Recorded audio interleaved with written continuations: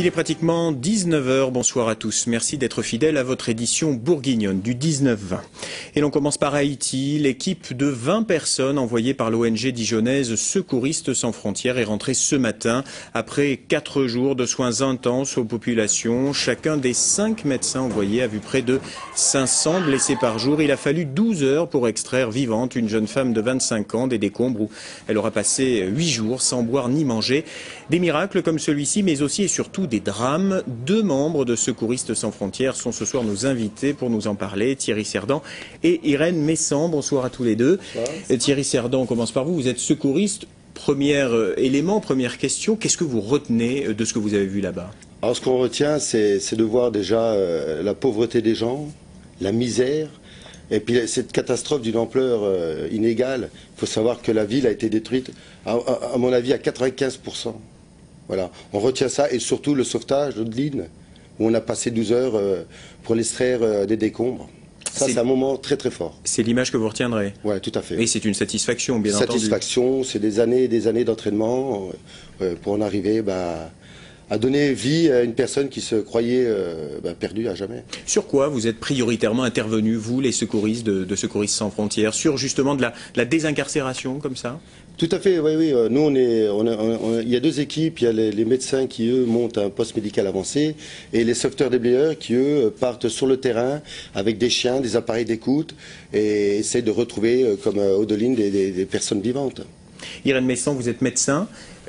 Quels soins vous avez pu prodiguer là-bas? Sur quel type d'affection? Alors, les soins prodigués sont essentiellement des soins de traumatisme, de grosses blessures infectées, puisqu'on arrivait quand même 4 jours après la catastrophe, et donc elles étaient déjà très infectées du fait de la chaleur, du climat de poussière qui règne là-bas. Donc ça a été compliqué. On a eu pas mal d'amputations, de membres amputés, déjà très infectés, avec une désorganisation des soins important qui nous permettait avec difficulté de donner des soins appropriés puisqu'on n'arrivait pas à évacuer tous les patients vers des structures hospitalières puisqu'elles sont toutes détruites. Donc c'est évidemment pas de la médecine fine, c'est de la médecine de guerre. Il s'agit de conserver les gens en vie, quoi. Absolument, c'est à conserver les gens en vie. On a eu la chance de rencontrer une équipe israélienne qui avait monté un hôpital de campagne. Donc on a pu évacuer quelques patients vers cette équipe qui a permis de donner des soins de guerre. C'était votre première mission, c'était impressionnant, j'imagine? C'était ma première mission, oui, c'est impressionnant. La désorganisation des secours est impressionnante, la misère des gens est effectivement impressionnante.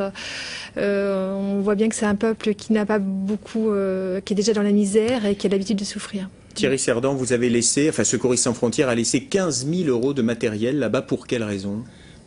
Déjà au niveau matériel PMA, on a laissé des toiles de tente pour qu'ils puissent se protéger. Au niveau tout ce qui est sauvetage déblaiement, on a laissé des groupes électrogènes parce qu'on a travaillé en étroite collaboration avec les pompiers haïtiens qui, eux, ont comme simple matériel un groupe et une masse de 10 kg. Donc on a décidé, avec toute l'équipe, de leur laisser nos groupes électrogènes, nos perforateurs, disqueuses, tout le matériel de sauvetage déblaiement. D'où les besoins de dons aujourd'hui pour arriver à reconstituer évidemment ce matériel et cette somme.